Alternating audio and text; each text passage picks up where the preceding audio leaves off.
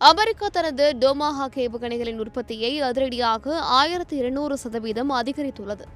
நவீன போர்க்களத்தில் இந்த ஒரு முடிவு அமெரிக்காவின் பலமாக பார்க்கப்பட்டாலும் இதற்கு பின்னால் உலகமே அறியாத ஒரு ஆபத்தான சப்ளை செயின் நெருக்கடி மறைந்திருக்கிறது.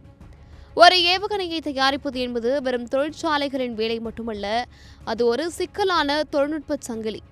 இந்த ஏவுகணைகளின் துல்லியமான இலக்குகளையும் வழிகாட்டுதல் அமைப்புகளையும் இயக்குவதற்கு நியோடைமியம், டிஸ்ப்ரோசியம் போன்ற அரிதான தாதுக்கள் எனப்படும் ரேர் எர்த் பொருட்கள் மிக அவசியமானவை. ஆனால் உலகில் இந்த தாதுக்களை சுத்திகரிப்பதிலும் அதற்கான காந்தங்களை தயாரிப்பதிலும் சீனா 90%த்திற்கும் அதிகமான ஆதிக்கத்தை செலுத்தி வருகிறது. இதன் விளைவாக அமெரிக்கா ஏவுகணைகளை உருவாக்க திட்டமிட்டாலும் அதை செயல்படுத்த தேவையான மூலப்பொருட்களுக்கு இன்னும் சீனாவுடைய தயவை மட்டுமே நம்பியிருக்க வேண்டிய கட்டாயத்தில் உள்ளது.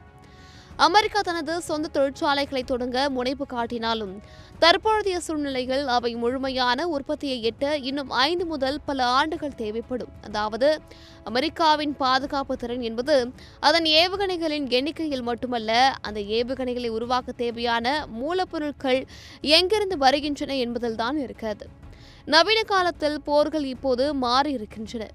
இனி வரும் காலங்களில் வெற்றி என்பது போர்க்களத்தில் மட்டும் தீர்மானிக்கப்பட மாட்டாது. அது இத்தகைய விநியோக சங்கிலிகள், அதாவது சப்ளை செயின் எனப்படும் பாதுகாப்பு வலைப்பின்னலில் தான் தீர்மானிக்கப்படும். அமெரிக்காவின் இந்த அதிரடி ஏவுகணை உற்பத்தி அதிகரிப்பு உலக வல்லரசுகளுக்கு இடையிலான போட்டி வெறும் ஆயுத போட்டி மட்டுமல்ல, அது வளங்களுக்கான போட்டி என்பதையும் அதில் சீனா இப்போதைக்கு முன்னிலை வகிக்கிறது என்பதையும் தெளிவாக உணர்த்துகிறது.